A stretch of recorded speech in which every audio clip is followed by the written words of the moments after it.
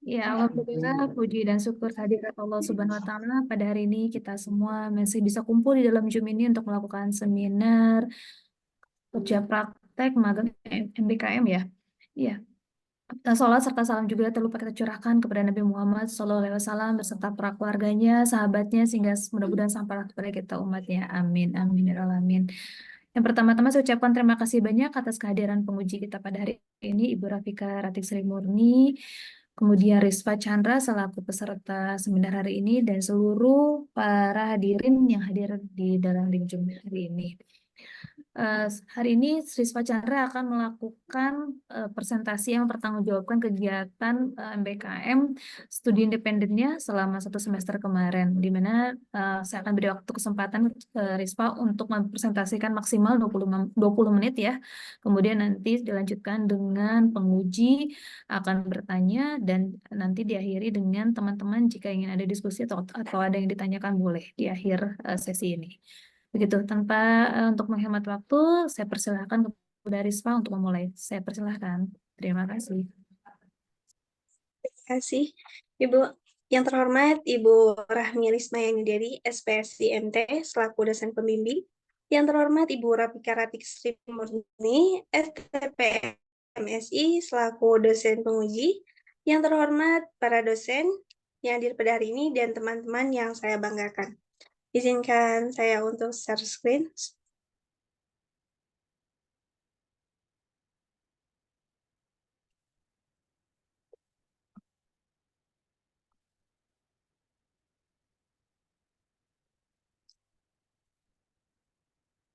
Terima kasih atas waktu dan kesempatannya, sehingga pada hari ini saya bisa melaksanakan seminar studi independen data engineering. Di mana pada pembahasan kali ini, yang pertama yaitu program MSIB, yang kedua latar belakang, yang ketiga profil perusahaan, yang keempat kegiatan pembelajaran, yang kelima final project, dan yang keenam konversi mata kuliah. Yang pertama, program MSIB. Program MSIB atau kepanjangan dari Magang Studi Independen Bersertifikat ini merupakan program yang dirancang oleh Kampus Merdeka beserta para pemerintahan yang bertujuan untuk memberikan kesempatan kepada mahasiswa untuk mengembangkan keterampilan khusus pada bidang tertentu. Beberapa tujuan utamanya yakni yang pertama menambah keterampilan, karena ketika mengikuti MSIB ini kita akan mempunyai keterampilan khusus seperti misalnya yang saya ikuti program data engineering. Yang kedua, menyediakan opsi belajar yang fleksibel, di mana yang saya ketahui bahwa untuk program MSIB ini, apalagi untuk mitranya yang mempunyai website secara langsung, maka kami bisa melihat pembelajaran dimanapun dan kapanpun. Yang ketiga, meningkatkan nilai tambah. Karena untuk mengikuti kegiatan MSIB ini, kita bisa mendapatkan sertifikat. Untuk sertifikat di mitra yang saya tempati sekarang ini, ada 3 sertifikat, yaitu sertifikat peserta, sertifikat penyelesaian, dan sertifikat kompetensi. Di mana untuk sertifikat kompetensi ini diperuntukkan untuk para mahasiswa yang memiliki nilai akhir lebih besar dari 70. Yang ketiga yang keempat yaitu memperluas jaringan profesional, di mana yang saya ketahui bahwa yang mengikuti program MSIB ini dari seluruh Indonesia. Otomatis kita mempunyai koneksi dari berbagai universitas. Yang kelima, meningkatkan peluang karir. Ketika kita sudah mempunyai nilai tambah atau nilai value, otomatis akan memperluas atau meningkatkan nilai karir kita. Yang keenam, sudah jelas menambah pengetahuan. Selanjutnya ini untuk langkah mengikuti program MSIB ini. Yang pertama yaitu membuat akun, lalu surat pertanggungjawaban mutlak dan SPTJ atau SPTJM atau surat rekomendasi. Yang kedua, verifikasi dokumentasi dengan menyiapkan CV, menyiapkan sertifikat, transkrip nilai, dan profil-profil diri lainnya yang diminta di akun Kampus Merdeka. Yang ketiga, mengikuti program MSIB ini, kita memilih mitra dengan mengajukan pendaftaran pada mitra. Sesudah mengajukan pendaftaran, nanti kita akan mendapatkan email untuk mengikuti seleksi, entah itu psikotes ataupun seleksi-seleksi seperti wawancara. Dan yang saya dapatkan kemarin itu ada psikotes. Nah, nanti ketika kita sudah mengikuti psikotes itu, nanti akan ada offering. Jadi yang mendapatkan offering pasti di email terlebih dahulu. Seperti itu untuk tahapan selanjutnya. Tapi ketika sudah mendapatkan offering, itu sudah pasti diterima. Seperti itu. Selanjutnya, yaitu latar belakang dari data engineering ini sendiri. Yaitu karena saat ini, data ini merupakan suatu hal yang penting bagi proses di dalam bisnis. Melihat perkembangannya yang sangat pesat sekali, tidak mungkin seluruh data yang berterabyte, yang banyaknya data itu kita simpan dalam file penyimpanan lokal. Oleh karena itu, adanya yang big data di industri 4.0 ini dapat menjadi solusi agar data yang dikumpulkan terstruktur. Hal tersebut menyebabkan profesi data engineering sangat diperlukan untuk menunjang bisnis. Selanjutnya, definisi data engineering itu sendiri merupakan suatu bidang keilmuan ini suatu bidang keilmuan yang berfokus untuk mengelola data, mengumpulkan data, mengembangkan data, serta memelihara data. Dan skill yang diperlukan di sini untuk menjadi seorang data engineering ini, kita harus bisa paham akan suatu program dari aplikasi SQL, kita bisa menganalisis terkait data-data yang kita olah, dan kita juga harus paham terkait dalam menjaga keamanan dari data tersebut. Selanjutnya, yang ketiga ada profil perusahaan. Profil perusahaan pada MSIB saya kali ini yaitu di PT Cendekia Data Andalan atau Data Academy. Data Academy ini adalah suatu perusahaan yang menyediakan pelatihan atau sertifikasi untuk berbagai macam peserta. Dan selama pelatihan ini, peserta akan didampingi oleh tutor, mentor, fasilitator yang sangat kompeten di bidangnya. Peserta juga akan mendapatkan sertifikat yang sudah saya sebutkan bahwa ada 3 sertifikat tadi. Yang pertama, sertifikat peserta, sertifikat penyelesaian, dan sertifikat kompetensi. Dan tidak semua peserta mendapatkan sertifikat kompetensi yang lebih besar nilai akhirnya dari 70. Seperti itu. Ini untuk struktur dari data akademis tersendiri. Selanjutnya yaitu deskripsi kegiatan. Deskripsi kegiatan pada data engineering ini yang pertama adalah pembelajaran konsep data engineer dan data warehouse, yang kedua SQL untuk data engineer, yang ketiga ETL dengan talent, 4 big data, 5 cloud computing untuk data engineer, 6 visualisasi untuk data, dan ketujuh engineering dan ketujuh soft skill. Nah, yang pertama konsep data engineer dan data warehouse. Sudah disampaikan tadi bahwa data engineer ini berfokus pada pengumpulan data, pengolahan data, pengembangan data, serta pemeliharaan data yang terstruktur. Nah, sehingga sangat diperlukan skill yang bisa untuk memecahkan masalah, untuk menganalisis suatu data, dan kemampuan dalam pemrograman. Sedangkan data warehouse sendiri adalah suatu penyimpanan yang berguna untuk menyimpan data-data tersebut, seperti database yang berisi data-data dari beberapa sistem operasional yang terintegrasi dan terstruktur. Ketika kita memasukkan data ke dalam sistem warehouse, data tersebut sudah bisa dianalisis oleh tim data scientist atau tim data analis. Seperti itu. Yang selanjutnya yaitu SQL untuk data engineer, yaitu merupakan sebuah bahasa yang menjadi standar di dunia untuk mengelola basis data. Yang sudah saya katakan tadi, bahwa dalam SQL ini kita bisa menjalankan serta membuat perintah untuk menyimpan dan mengelola data. Nah, ini untuk berbagai tugas SQL ini diantaranya ekstrak, ada transform, loop data, atau ETL, dan pengolahan skema di database. Selanjutnya yang ketiga yaitu ETL dengan menggunakan talent. ETL adalah subinti dari data engineering, di mana ETL atau Extract Transformation Load ini merupakan suatu proses dalam memanajemen data yang melibatkan ekstraksi data dari berbagai sumber, transformasi data, memuat data ke dalam sistem warehouse. Talent data, kita menggunakan aplikasi Talent seperti yang ada di gambar ini, merupakan suatu perangkat lunak yang digunakan untuk memudahkan pelaksanaan ETL tersebut. Selanjutnya yaitu Big Data. Big Data ini merupakan sekumpulan data yang terdiri dari volume dan ukuran yang terstruktur, yang besar, yang dapat berkembang dengan seiring jalannya waktu. Nah, karakteristik utama dari Big Data ini yaitu volume, velocity, variability, dan veracity. Nah, big data yang terpopuler ini ada Hadoop, ada Spark, ada NoSQL database. Selanjutnya yaitu cloud computing untuk data engineering. Nah, cloud computing ini merupakan penyampaian layanan komunikasi itu dari Google Cloud juga kita bisa masuk ke sana. Ini tuh merupakan server, penyimpanan, database jaringan, perangkat lunak, dan analitik.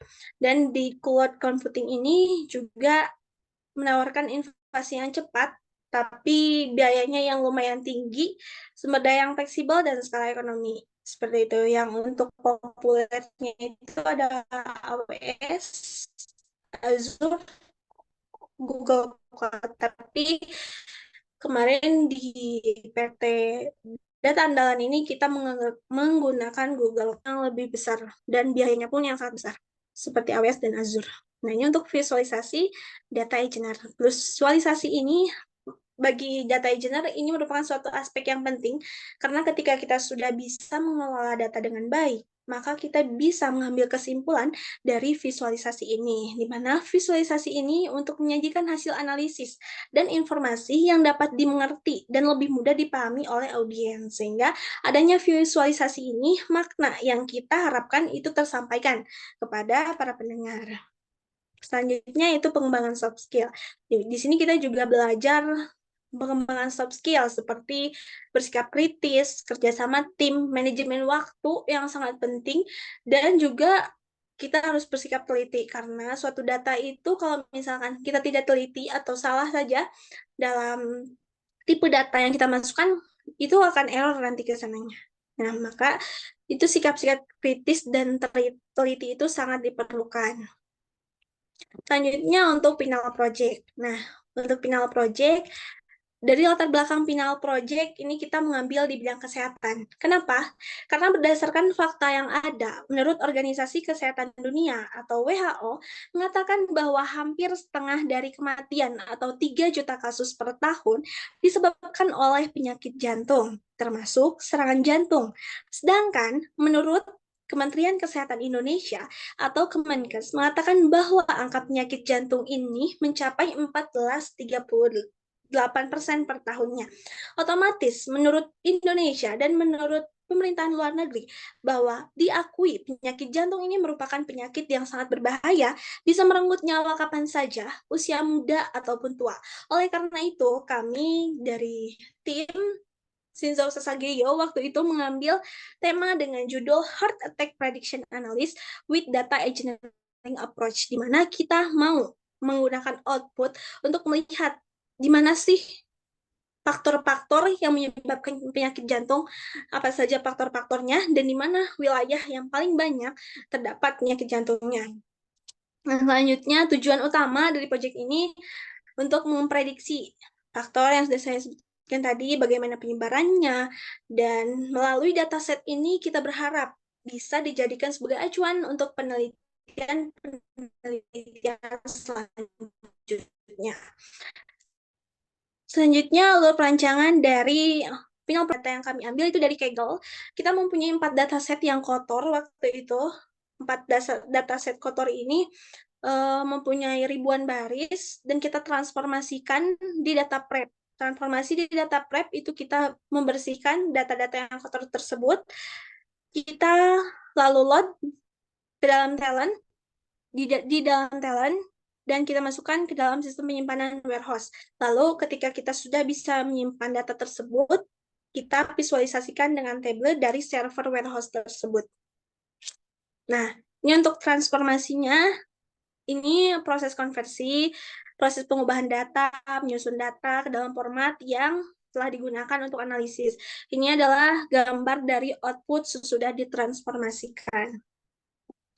Selanjutnya yaitu integrasi. Proses integrasi ini proses yang dilakukan untuk menggabungkan. Tadi kan ada 4 dataset yang kotor, itu sudah kita dibersihkan, ditransformasi, lalu kita integrasikan di talent. Nah, ini untuk menggabungkan data menjadi satu data yang utuh yang bisa digunakan untuk penelitian-penelitian selanjutnya. Selanjutnya udah integrasi, kita masukkan ke dalam sistem penyimpanan yang disebut dengan load data.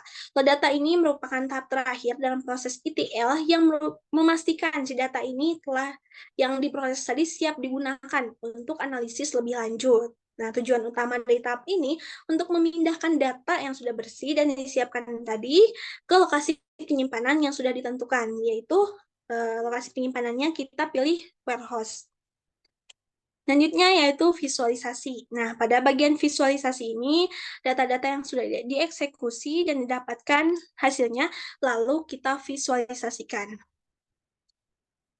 Ini dia untuk dashboard serangan jantung berdasarkan gender, usia, detak jantung, dan kolesterol di seluruh benua.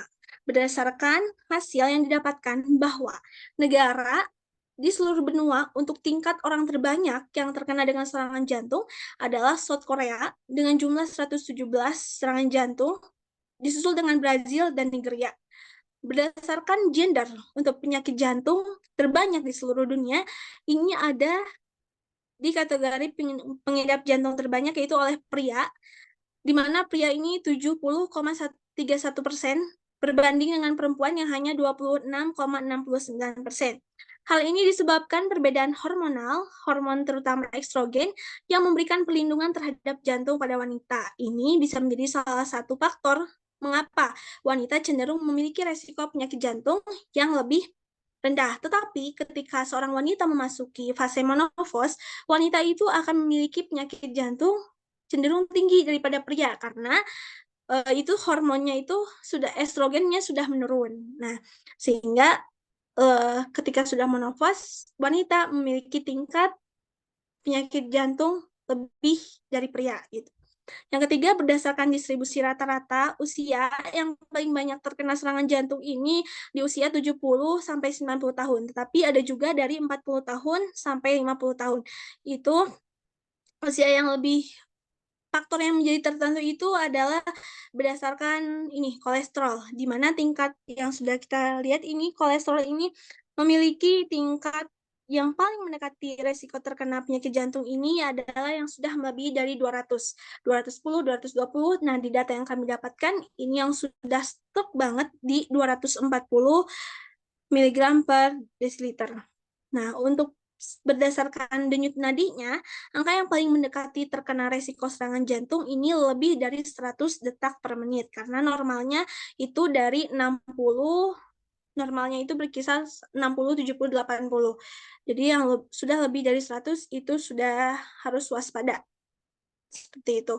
Dashboard yang kedua yaitu berdasarkan negara, waktu tidur, pendapatan, dan tekanan darah.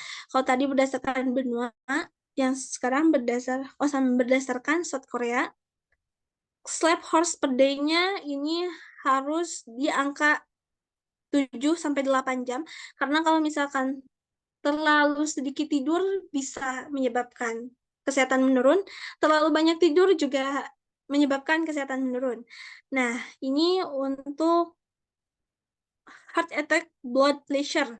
Ini untuk tekanan darah. Tekanan darah ini yang paling tinggi di dalam data tersebut itu adalah angka yang 150/90 mm air raksa. Jadi untuk yang di atas 100/80, untuk normalnya itu 120/80. Nah, di atas itu kita harus waspada seperti itu. Nah, berdasarkan final project yang telah dilaksanakan, dapat disimpulkan bahwa untuk merancang sebuah sistem data warehouse itu diperlukan proses yang sangat panjang, dimulai dari mencari dan mengumpulkan data, melakukan transformasi data yang terdiri dari cleansing, agregasi data, filtering, join, dan sebagainya.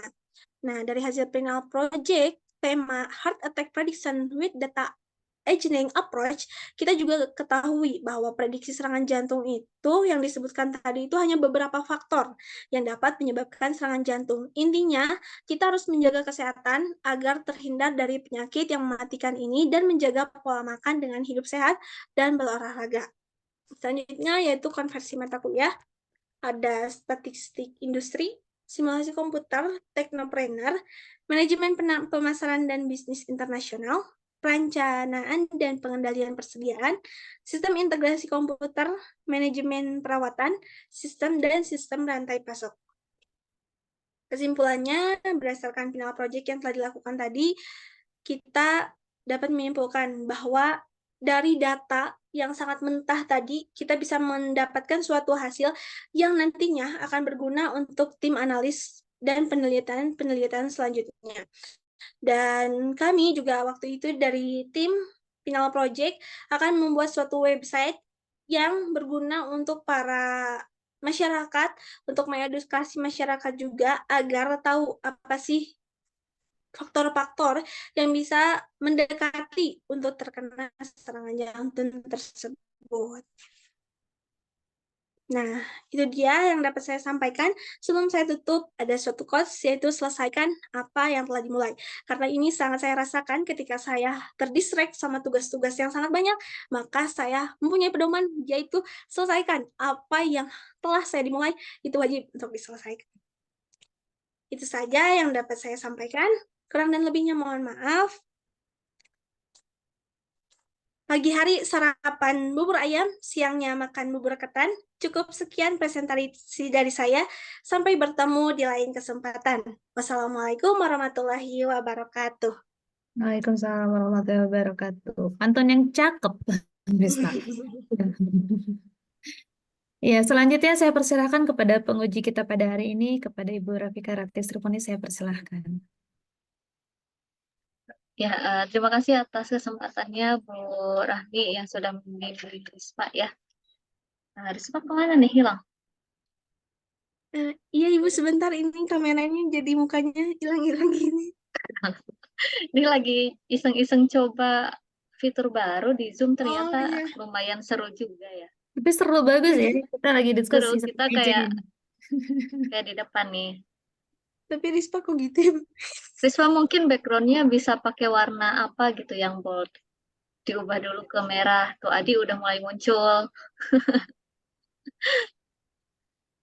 Backgroundnya ganti ke yang warna bold dulu.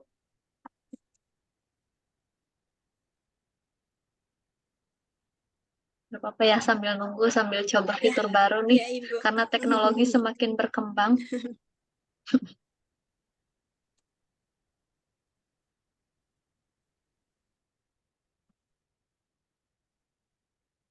Saking berkembangnya matanya Risma serem tuh.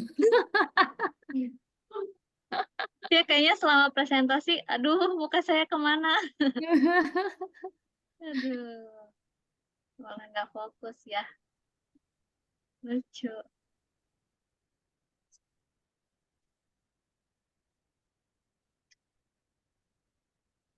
Nah, kan cakep kan? Nah, jadi ada.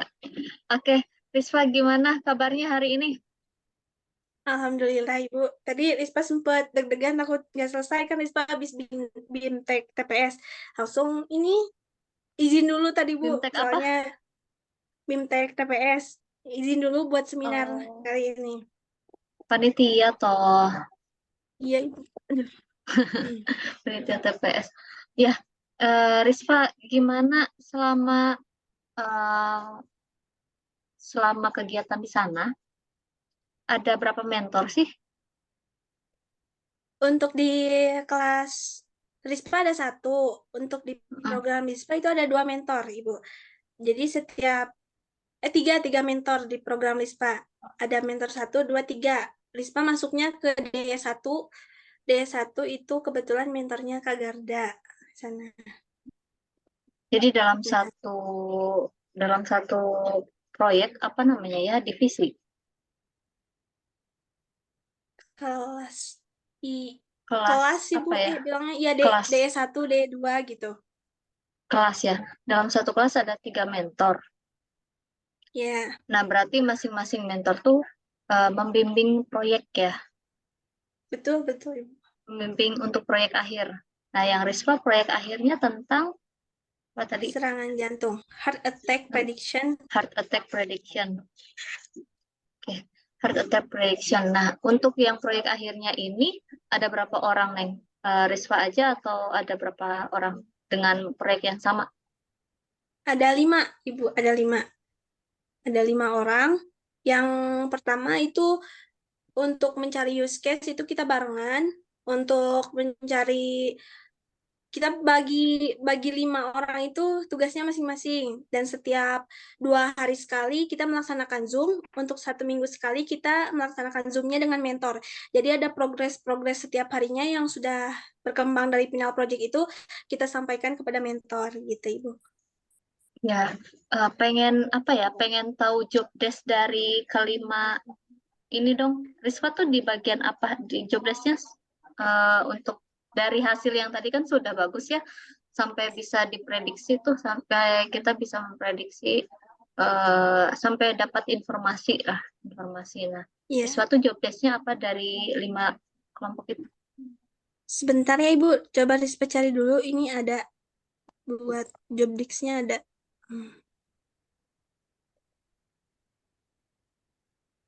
Tapi Rispa sendiri itu untuk job desk-nya di visualisasi dan transformasi, di mana Rispa mengubah data-data, membersihkan data, dan juga memvisualisasikan data tersebut gitu Ibu. Mana ya?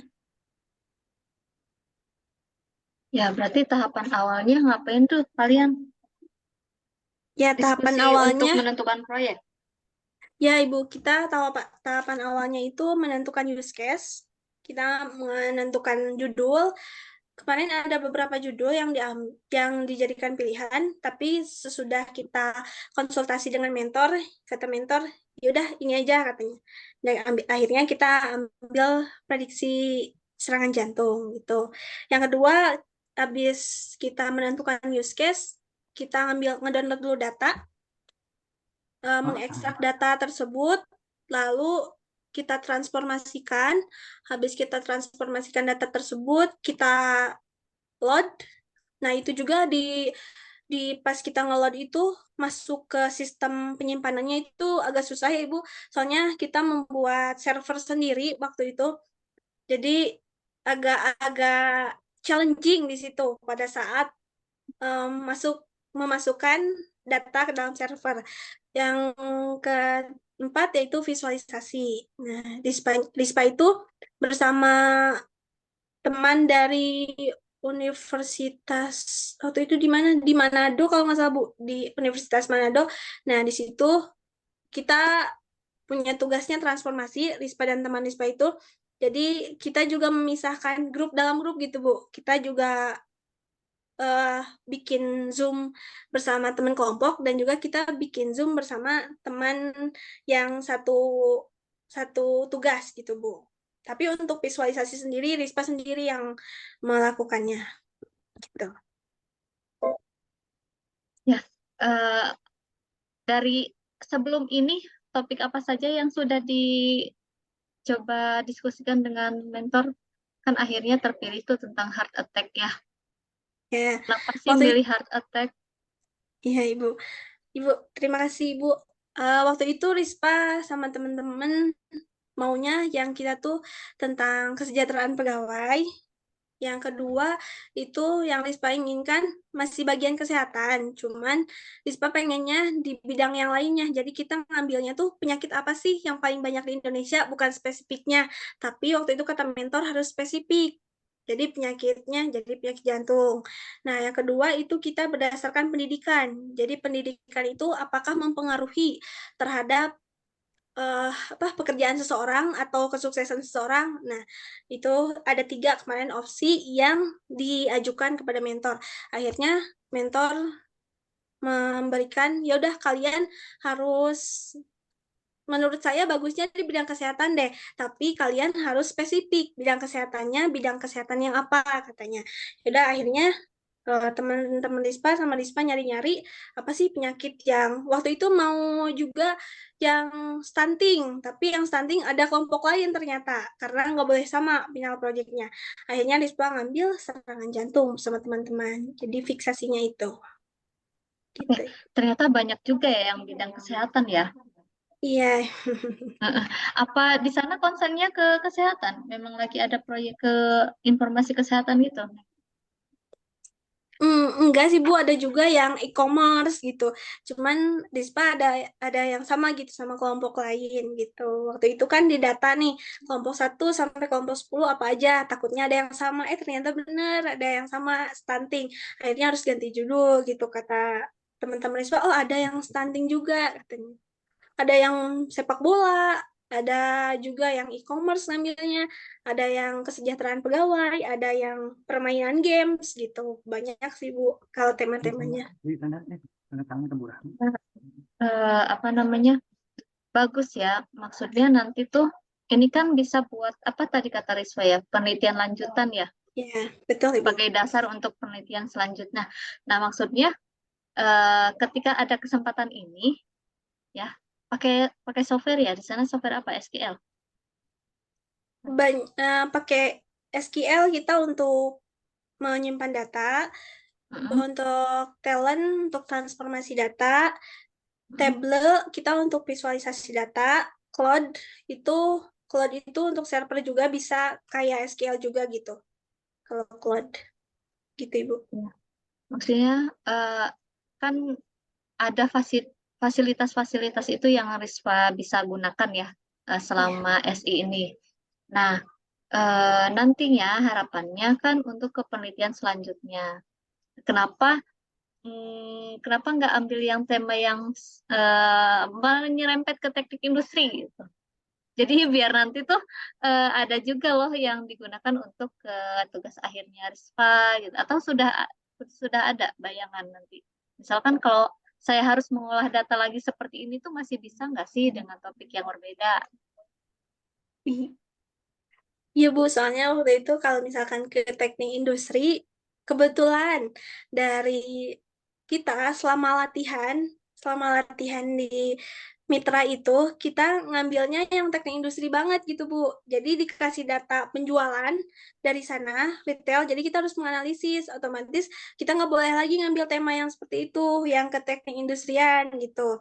Karena udah dikasih dari Mitra yang tema penjualan, bagaimana cara meningkatkan penjualan ini, apa sih barang yang kurang laku dijual. Nah, itu kita menganalisis waktu pembelajaran.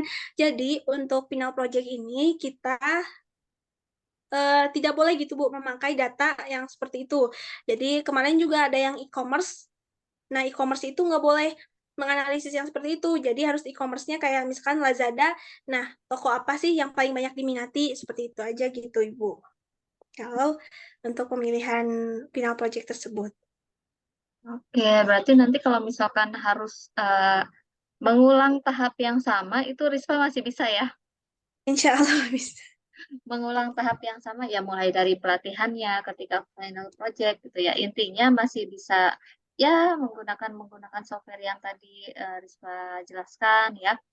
Sampai nanti Insya Allah. diketahui informasi yang apa sih dari data itu ya. Apa sih sebetulnya yang bisa kita tahu dari data mentah tersebut.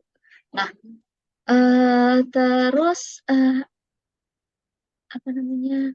Tadi data mentahnya diperoleh dari mana? Dari Kegel, Ibu. Dari Kenya. Oke, sumber datanya ya. Oke, terus oke. Tadi kan ada rekomendasi untuk penelitian selanjutnya ya, Neng. Bisa kasih contoh nggak? Kira-kira apa sih yang bisa diteliti lebih lanjut dari datanya Rispa? Ya, Ibu, terima kasih banyak.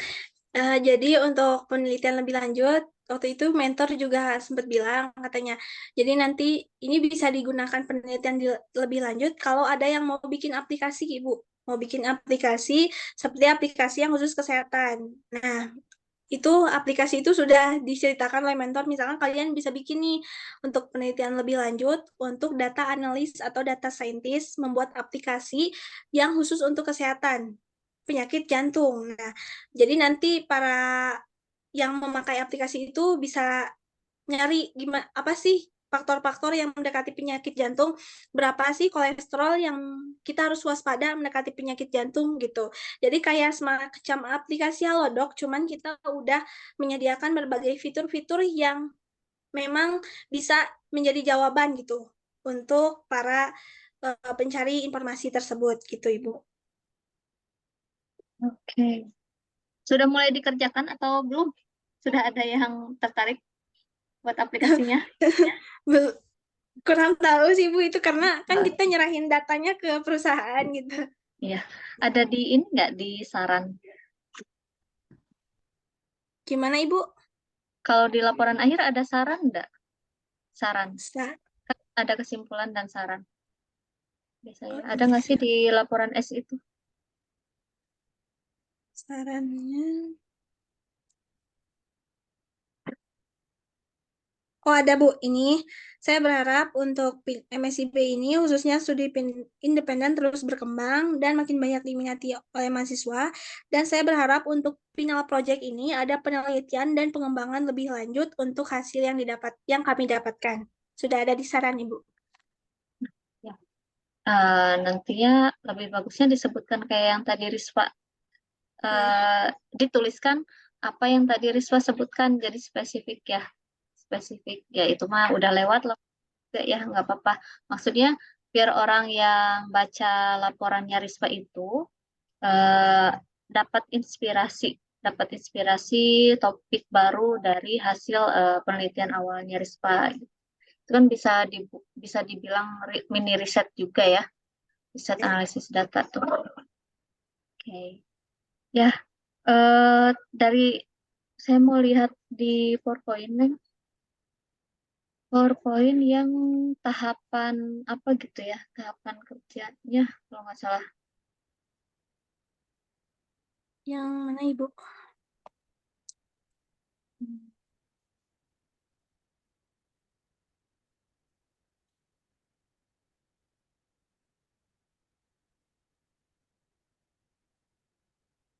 Nah, bab pembelajaran. Nah, yang ini. Kamu kan dapat berapa nih? 7 ya? 7 bab ya? 7 Ibu, bab ya. pembelajaran. Nah, kira-kira dari ketujuh ini, mana sih yang paling susah untuk Rispa pahami? Gitu ya? Untuk dipelajari itu mana yang paling susah? Baik Ibu, terima kasih. Menurut Rispa itu yang susah ketika Rispa harus paham tentang SQL, pemrograman SQL yang menurut Rispa nggak pernah dipelajari gitu di teknik industri. Sehingga wow, ini challenging banget. Rispa harus nanya-nanya. Waktu ada tugasnya itu juga lumayan tugasnya. Sehingga Rispa harus tanya teman-teman tutor YouTube gitu untuk mengatasi hal yang nggak Rispa mengerti gitu, Bu. Nah, sehingga ya sekarang tapi alhamdulillah udah pas ada final project itu Rispa jadi tahu oh gini pemrograman untuk SQL data engineering itu. Tapi untuk yang paling sulitnya selain SQL juga ada di Google Cloud. Di Google Cloud itu agak-agak sulit juga. Soalnya di Google Cloud ini ada tujuh tujuh pertemuan. Tujuh pertemuan sehingga wah ini banyak. Jadi kata mentor juga ini memang agak challenging. Sehingga ya kita memang harus benar-benar ngejar Ibu untuk sesuatu yang nggak kita pahami gitu. Entah itu tutor YouTube atau terus nanya sama orang-orang yang berkompeten. Karena di data akademi ini ketika memulai pembelajaran selalu diberikan reward. Entah itu e-wallet ataupun entah itu Rispa mendapatkan door prize tas waktu itu dikirimkan dari Jakarta karena Rispa pernah dapat door prize dan e-wallet juga untuk berhasil menjawab dan termasuk juga partisipan yang paling semangat katanya gitu. Keren. Keren ya. Ternyata alhamdulillah berprestasi ya Rispa ya. Iya, iya. Ya, itu ya apa namanya semangat-semangat itu yang harus teman-teman dapatkan ya, teman-teman dapatkan. Jadi kalau kalau kitanya tidak mau belajar sepintar apapun ya pasti akan ketinggalan gitu ya, tertinggal. Tapi kitanya ya kalau kitanya mau ya sesusah apapun kan kita akan berusaha ya, berusaha gimana Betul, sih betul. caranya biar bisa gitu. Nah, ya nanti untuk kira-kira Rispa kalau misalkan ada kegiatan SI atau magang yang lain nih ya, ini kan dirasa sesuai atau tidak menurut Risma ke teknik industri? Lebih banyak Kurang, sesuai Ibu, atau tidak? kurang Kurang korelasinya, Bu. korelasinya. Kurang korelasinya, tapi ternyata mampu ya. Tapi Ya, ternyata benar. mampu. Nah, kira-kira kalau misalkan ada kasus yang sama lagi, misal magang atau studi independen lagi dengan yang korelasinya kurang tuh, Risma masih minat atau kapok Bu, udah cukup gitu ya? Kalau kalau ditanya itu mungkin Rispa orangnya yang kayak penasaran Bu kalau sama sesuatu yang belum Rispa ketahui. Itu aja Rispa sering nanya sama orang data analis ya. Emang di data analis gimana sih? Kata Rispa kan sering nanya-nanya. Dijelasin sama dia, oh kayak mirip-mirip juga sama data engineer, cuman mereka lebih banyak ke bahasa pemrogramannya. Jadi kalau ditanya seperti itu, insya Allah Rispa bersedia kembali gitu. Apalagi kalau ada kesempatan kan kenapa enggak gitu. Seperti itu Ibu. Iya, alhamdulillah. Dapat kursus gratis ya. Jadi kamu Iya, punya kompetensi juga kan? Ada sertifikat kompetensinya kan?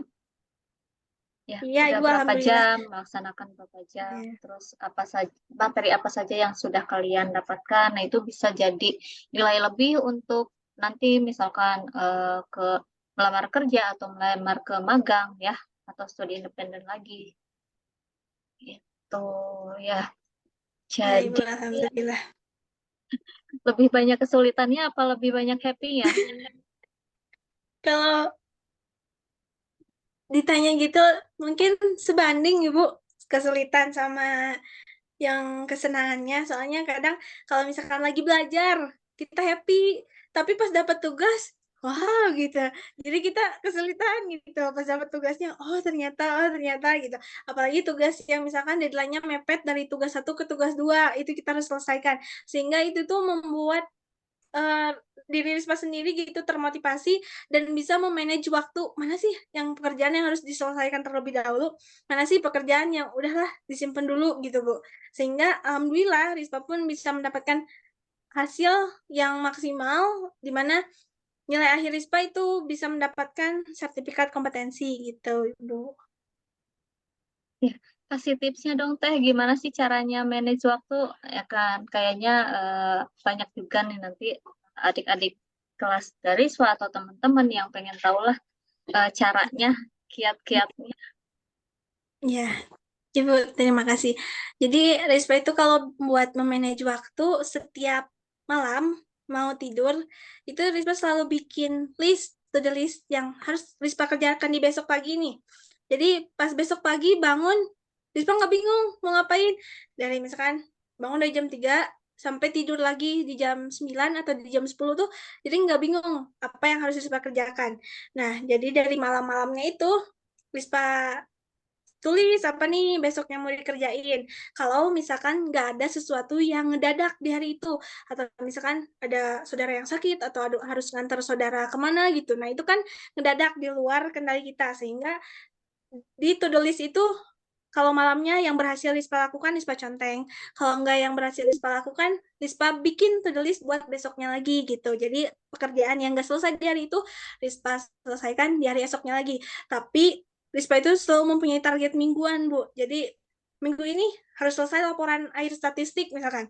Minggu ini harus selesai mata kuliah konversi gitu. Nah, jadi memang ada begadangnya juga gitu. Soalnya karena ada kegiatan-kegiatan yang nggak bisa kita halangi gitu Bu. Nah, jadi seperti itu Bu. Untuk memanajemen waktunya. Tapi kan kita tuh hanya manusia ya Bu. Jadi dari malam itu kita hanya bisa berencana gitu. Jadi rencananya apa, tapi pas nanti eksekusi harinya apa, jadi semuanya dikembalikan lagi sama yang di atas gitu Ibu. Ya, jadi memang perlu apa ya, perlu usaha lebih sih untuk bisa mencapai apa yang kita targetkan ya. Harus punya target juga penting ya, punya target itu penting supaya lebih semangat nanti kita akan mengerjakan apa saja. Betul. Oke, terus apa lagi ya? Tadi catat-catat. Mana? Video Ibu mau ini. Oh, mau share video, boleh, boleh, mangga, mangga. Padahal saya lupa. Oke, silahkan. Can't wait to see you.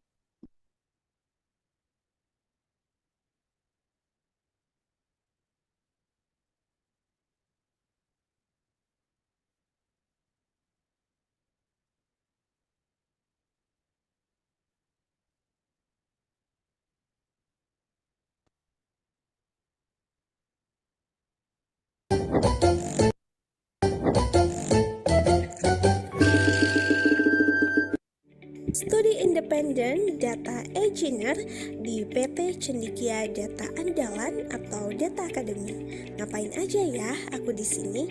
Yuk aku kasih tahu. Proses pembelajaran studi independen ini full online dengan menggunakan Zoom serta website. Di sini aku mulai pembelajaran bersama train dan mentor-mentor yang sangat hebat seperti Kak Jenny dan Kak Garda. Serunya studi independen ini benar-benar fokus kepada skill yang kita persiapkan untuk karir di masa depan kita. Jadi nggak ada tuh ke distract sama materi-materi lain. Dan kalaupun kita lupa terhadap pembelajarannya, tenang aja, website resmi dari PT Data Academy ini menyediakan pembelajaran yang sudah kita pelajari sebelumnya. Kelasnya dilakukan 3 kali dalam seminggu, yaitu Senin sampai Rabu dengan range waktu 4 jam per hari. Kegiatan MSIB berlangsung, kita harus mengisi logbook di halaman kampus Merdeka. Gimana? Seru banget kan kegiatanku? Yuk jangan lupa terus asah skill kita dengan mengikuti kegiatan MBKM. Dadah! Oke, ternyata setelah saya lihat ada yang kurang loh videonya. Iya Bu. Videonya kurang promosiin, bisa dikonversi ke 20 SKS loh. Gitu. Oh iya. Ya kan? Jadi nantinya pada tertarik juga ikut buat yang MBKM ini. Gak apa-apa, udah bagus sih. Kurang itu aja nanti. Ya, mungkin dari saya cukup Bu Rahmi sebagai saya kembalikan lagi kepada Bu Rahmi selaku. Terima kasih kesempatannya. Terima kasih banyak Ibu. Terima kasih Bu Rafika. Ya, videonya juga luar biasa ya. Ada bakat nih bikin video promosi-promosi kayak gitu nih. Ada bakat di situ Bu Rafika, nanti bisa dicolek nih Rispa nih. Udah Dibantu sering Citra, Bu. dimintain tolong, Bu. Udah sering dimintain Oh, tolong. iya nih Rispa dan Citra keren nih. Ya, terima kasih. Rispa tolong diperbaiki kalau ada masukan-masukan dari Ibu Rafika ya. Ya, mudah-mudahan Rispa ini bisa menginspirasi mahasiswa-mahasiswa lainnya untuk dapat mengikuti atau semangat mengikuti atau memotivasi mahasiswa lain untuk mengikuti kegiatan-kegiatan MBKM lainnya. Karena tidak ada yang sulit ya apabila kita mau belajar gitu kan dan mau disiplin tentunya supaya semuanya selesai tepat pada waktunya. Karena manfaatnya sangat besar sekali yang kita peroleh ketika kita mengikuti kegiatan MBKM. Karena ilmu yang didapat tidak bisa kita peroleh di dalam kelas kalau kita kuliah seperti biasa. Ya, dicukupkan sekian. Terima kasih semuanya. Terima kasih Ibu penguji. Terima kasih semua peserta yang hadir di sini. Nah, akhir kata saya tutup. Assalamualaikum warahmatullahi wabarakatuh. Waalaikumsalam Waalaikumsalam warahmatullahi wabarakatuh. Terima kasih warahmatullahi banyak Ibu. wabarakatuh. Ya. Stop.